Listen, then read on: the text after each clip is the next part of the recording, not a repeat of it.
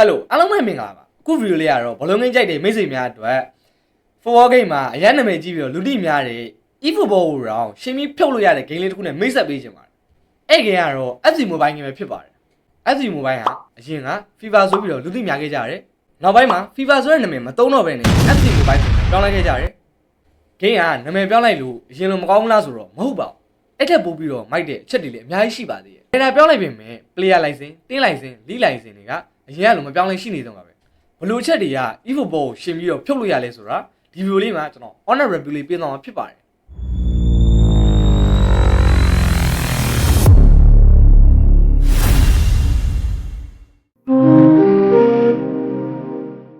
ကျွန်တော်တို့ SG တွေကိုစောင့်ဝင်လိုက်ပြီဆိုတာ ਨੇ ဘရိုတို့ကို line တစ်ခုပေးထားပါလိမ့်မယ်ဒါပေမဲ့ SG ကဒီ player တွေနဲ့ပဲကစားပါလို့ပေးလိုက်လို့တော့မထင်လိုက်ပါနဲ့ဒါကလွယ်တဲ့အချိန်မှာခဏတာတုံးမှုတက်ပါပဲအရင်တော့ကကောင်မလေးတယောက်ကလိုအပ်တဲ့အချိန်မှာလူသုံးလုပ်ပြီးတော့ဘရိုထားသွားခဲ့တယ်လို့မျိုးပေါ့ဒါကြောင့် player တွေကိုအရင်ကြီးမဆွဲလန်းမိပါစေနဲ့နောက်ခဏတာကြာရင်တင်းကနေထောက်ရမယ့်ကောင်တွေပါနောက်ပိုင်းကျရင်ကိုက coach တယောက်လို player တွေကို manage လုပ်နိုင်မယ် Ronaldo striker right wing Messi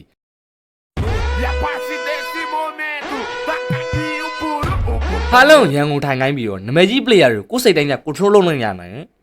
တခါတလေဘလုံးဝဲကြည့်ပြီးတော့ဒီ player တွေအသုံးမကျတော့ဘာလို့မထုတ်တာလဲဆိုပြီးတော့ coach တွေကို complaint တက်ခဲ့ဘူးမှာပေါ့ဒီ game မှာဆိုရင်တော့ကိုတိုင်း coach တယောက်လိုခံစားရပြီးတော့ player တွေကိုကိုယ်စိတ်တိုင်းက manage လုပ်နိုင်တာကြောင့်တခါတလေကို manager ကြီးတယောက်လိုတော့ခံစားရလိမ့်မယ်ကျွန်တော်တို့ငယ်တော့ဆိုရင်လေ dreaming ရှိခဲ့ဘူးတယ် bro လည်းငယ်တော့ dreaming ရှိခဲ့မှာပေါ့ဒီ game မှာဆိုရင်တော့ကိုယ့်အိမ်မက်တွေကိုလက်တွေ့အကောင့်တွေပေါ်လို့ရနိုင်မှာအမှန်ပါပဲ formation ပြီးတော့ formation တွေကလည်းအပြင်မှာကန်နေတဲ့အတိုင်းတော်တော်လေးကမှစုံလင်ရှိတယ်အဲ့တော့ကိုကြိုက်တဲ့အသင်း Arsenal ဆိုရင်သူ့ formation တိုင်းလုပ်ပြီးတော့အမှန်ကန် online machine လုပ်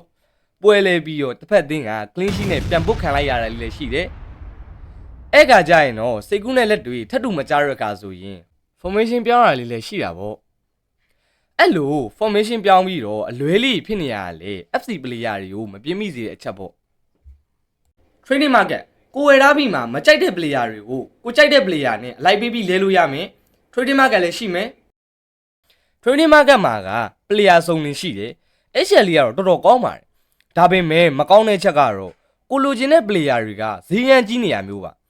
ကိုမှရှိတယ်ကွိုင်နဲ့ဆိုရင်တော့ line ကားစီးရင်တော့အသွားပြန်မရတဲ့အနေသားဆိုတော့မစားအညော်ကန်ရတဲ့နေသားလုံးတွေပဲကျင်းနေရတယ်တခါတလေ market ထဲမှာ price jump ကြတာစောက်မရနဲ့နောက်နေ့ထပ်ဆောက်ဈေးကကိုတင်တာဓာတ်ပို့ဆိုးွာစိတ်ဆိုးဖုံးပိတ်နောက်နေ့ပြန်ဝင်အဲ့လိုမျိုးတွေက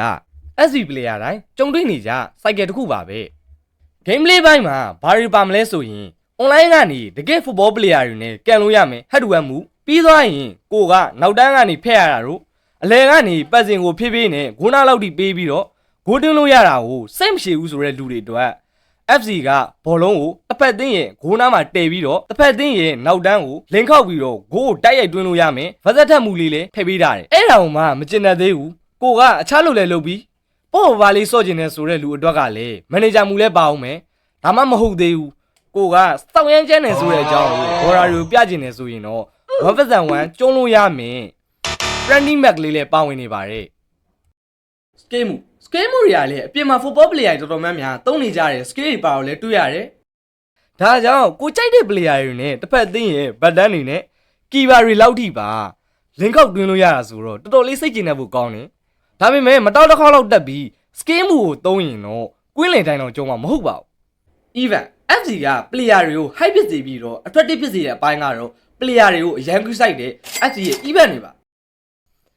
event တွေမှာဆိုရင်တော့ကျွန်တော်တို့ rating မြင့်နဲ့ player တွေပါမယ် daily mission တွေပါမယ်ပြီးတော့ free kick တွေလည်းတော်တော်များများပါဝင်နေတယ် rating မြင့်နဲ့ကစားသမားတွေကိုလိုချင်ရင်တော့ယူရှင်းပါတယ်သူတို့ကိုပေးတဲ့ mission တွေကိုတရက်တစ်ခါပုံမှန်လေးလုပ်ပေးဖို့လိုပါလိမ့်မယ်အရင်ကကျောင်းကအင်ဇာရီပြီးရင်တော့နေရွှေညရွှေအချိန်ဆွဲတဲ့ကျွန်တော်တော်မှာ FC နဲ့တွေ့မှာ FC ကပေးတဲ့ mission တွေကို daily လုပ်နေရပါတယ်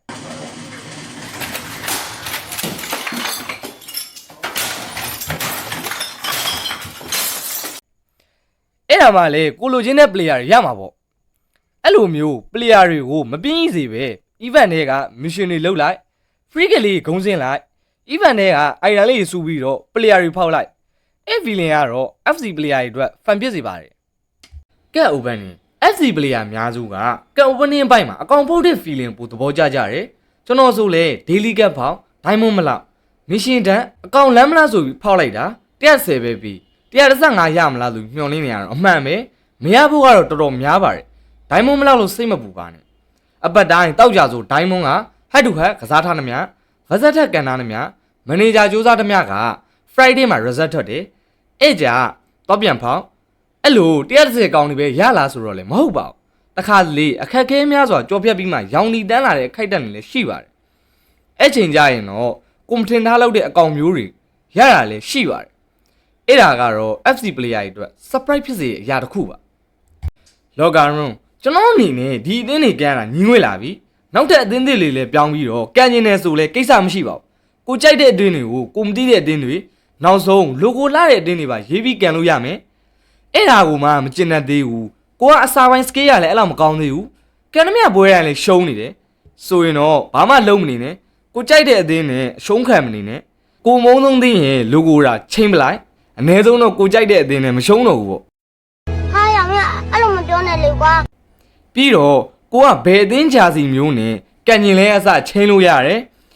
ဘောလုံးဆိုလဲကိုကြိုက်တဲ့ဒီဇိုင်းမျိုးထားလို့ရသေးတယ်နောက်ထပ်ပိုကောင်းတာတစ်ခုကတော့ဂိုးတင်းယုံနဲ့မကျင်တတ်တယ်ကျွန်တော်တို့လူတွေအတွက်ကလည်းတစ်ဖက်လူကိုလေပြန်တိုက်လို့ရမယ် emoji လေးလည်းပါတယ်ကိုကညာပိုင်းချိန်လုံးမှာကန်ကျင်လဲရပြီးတော့ cloudy ဖြစ်နေရလေးမှာကန်ကျင်တဲ့ brewery တော့ကလည်းကိုကြိုက်တာကိုရွေးချယ်စားသုံးနိုင်တယ်အင်္ဂိမ်းနဲ့ကကိုကြိုက်တဲ့ player တွေကိုနံပါတ်တန်းပေးခြင်းနဲ့ဘလို့ပေးရမယ်မသိတဲ့လူတွေအတွက်ကလောကာရွန်းထဲမှာအတက်လို့တော့ညာသေးရဲ့အဖီယာရန်ကစားဘရိုကြိုက်တယ်လို့ပြောင်းလဲလို့ရတာလေးပါတယ်ဆိုတော့ကို favorite ဖြစ်တဲ့ player ပေါက်ထားသည်ကိုသဘောကျတဲ့အသင်းကိုဖန်တီးလို့ရတာမျိုးကြောင့်အခုမှ FC ထဲဝင်ပြီးအမှန်ကန် teammate player တွေအတွက်ကတော့ပျော်ရွှင်စရာလေးတစ်ခုပါ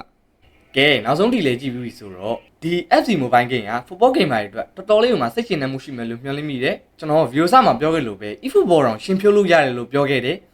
အဲ့ချက်ကတော့ FC ရဲ့ event မှာတော်တော်လေးကိုမှစုံလင်ပြပြီးတော့ FC ရဲ့ player တွေကိုရန်ကူးဆိုင်တယ်သူတို့ရဲ့ event တွေကိုပြောတာပါနောက်ပြီး challenge ချက်လေးလည်းရှိပါသေးတယ်ကျွန်တော် game play ဘိုင်းမှာတော့ eFootball နဲ့ရှင်လို့ရလောက်တဲ့အနေအထားတော့မဟုတ်သေးဘူးအဲ့ဒါကလည်း eFootball ကလွန်ခဲ့တဲ့နှစ်နေခဲ့တဲ့ player တွေနဲ့တော်တော်လေးမှအသားကျခဲ့ပြီးပြီ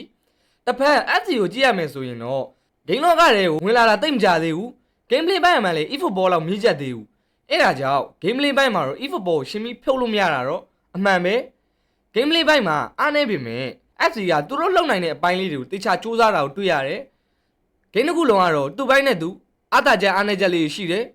ဘယ်ဂိမ်းကဘယ်ချက်တွေအောင်ပို့ရတာလဲဒါမှမဟုတ်အားနေချက်တွေရှိသေးရဆိုလေကျွန်တော် comment section ထဲမှာဝင်ရောက်ဆွေးနွေးတောင်းနိုင်ပါတယ် bro like and subscribe လုပ်ဖို့လည်းမမေ့ပါနဲ့ bro ရဲ့ like and subscribe ကကျွန်တော်တို့ရဲ့ channel ကိုဆက် run ဖို့အတွက် supportive ဖြစ်စေပါတယ်နောက်ဗီဒီယိုမှာဆက်တွေ့ကြမယ် bye bye